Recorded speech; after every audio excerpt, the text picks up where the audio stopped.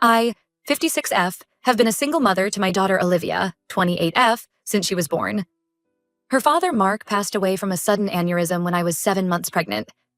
We had been high school sweethearts, married right after college, and were so excited to start our family. Losing Mark was devastating, but Olivia became my reason for living. I've worked as a high school English teacher for the past 30 years. It wasn't always easy balancing work and single motherhood, but I made it work. We lived in a modest 3-bedroom house in a nice suburban neighborhood. It wasn't fancy, but it was filled with love and memories. Olivia was always a bright, curious child. She loved reading, and we'd spend hours curled up on the couch with books. As she got older, we'd have deep discussions about literature and life. I still remember how proud I was when she won the state spelling bee in 8th grade. Things weren't always perfect between us. Olivia went through a rebellious phase in high school, sneaking out, experimenting with alcohol. We butted heads a lot during those years, but we always managed to work through it and come out stronger on the other side. Olivia did well in school and got a scholarship to attend the state university. She majored in marketing and landed a good job at an advertising firm after graduation. I was so proud of all she had accomplished. About a year ago, Olivia started dating a man named Ryan, 30M. They met through mutual friends at a charity gala. From the beginning, I could tell Ryan came from a very different world than us. His parents owned a large real estate development company and lived in a gated community. Ryan had gone to private schools his whole life and drove a sports car that probably cost more than our house. The first time I met Ryan, he seemed polite enough, but I noticed little comments he would make, asking if our neighborhood was safe, or remarking on how quaint our house was. It rubbed me the wrong way, but I tried to give him the benefit of the doubt for Olivia's sake. As their relationship progressed, I started noticing changes in Olivia. She became embarrassed to bring Ryan to our house, making excuses about why they couldn't come over for dinner. She started dressing differently, wearing designer clothes and carrying expensive handbags I knew she couldn't afford on her salary. When I asked about it, Olivia said they were gifts from Ryan. I tried to talk to her about not losing herself in the relationship, but she got defensive and accused me of being jealous and stuck in the past. Things really changed after Olivia and Ryan got engaged 6 months ago. They had a lavish engagement party at Ryan's parents' mansion. I felt so out of place there in my nicest dress from Macy's, while everyone else wore couture. Olivia barely spoke to me the whole night and introduced me to people simply as my mom, rather than by name. After that, Olivia became even more distant. She rarely returned my calls or texts. When we did talk, it was always about wedding planning and how stressed she was. I offered to help however I could, but she always brushed me off saying I wouldn't understand their vision. 2 weeks ago, Olivia came to my house in tears. She told me they were having issues with their wedding venue.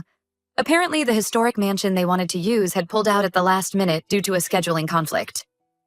Olivia was distraught because invitations had already gone out with that location printed on them.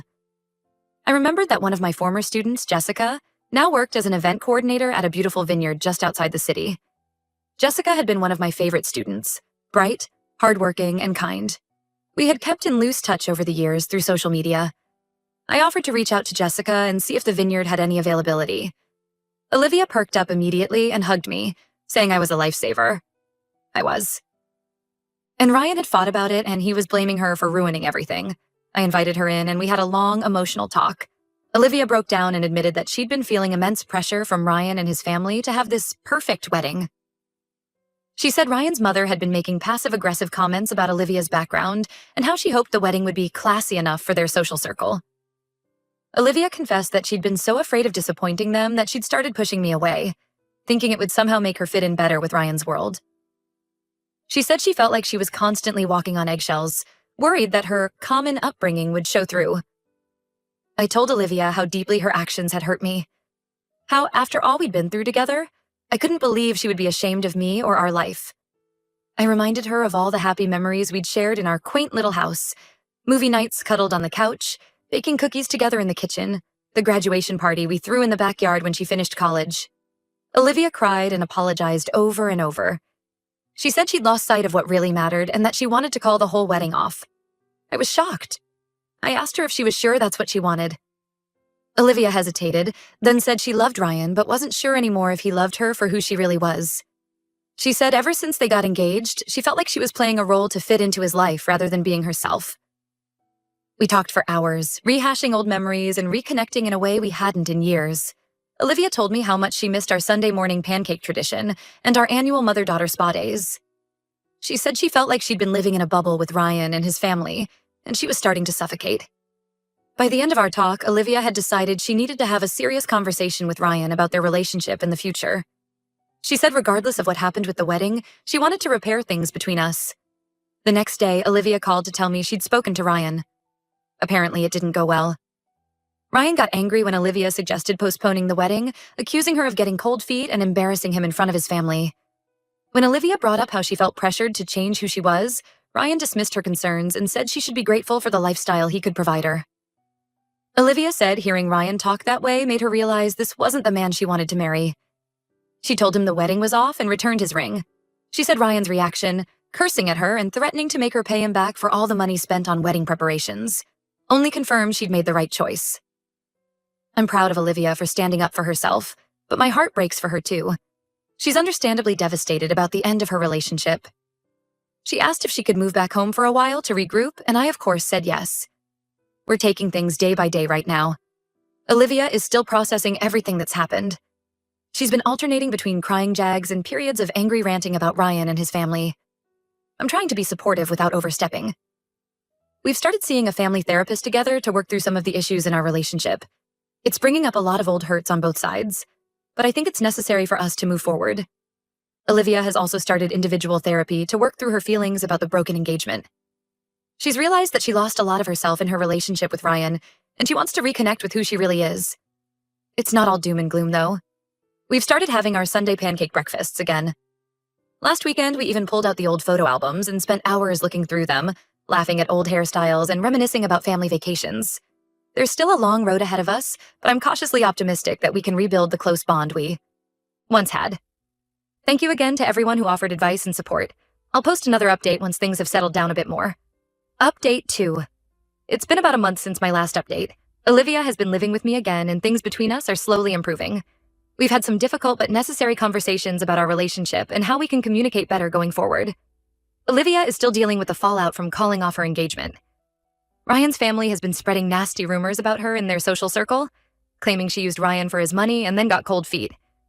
It's been hard for Olivia to hear these lies, but she says she's relieved not to be marrying into such a toxic family. We had a bit of drama last week when Ryan showed up at our house unannounced, clearly drunk. He started yelling at Olivia, demanding she take him back and accusing her of ruining his life. I called the police and they escorted him off our property. Olivia was shaken up but said the incident only reinforced that she'd made the right decision in ending things. After the incident with Ryan, Olivia decided to take a leave of absence from her job. She said being at the advertising firm reminded her too much of the person she was trying to be with Ryan. She's been using this time to really focus on herself and figure out what she wants from life. One positive development is that Olivia has reconnected with some old friends she'd drifted apart from while dating Ryan.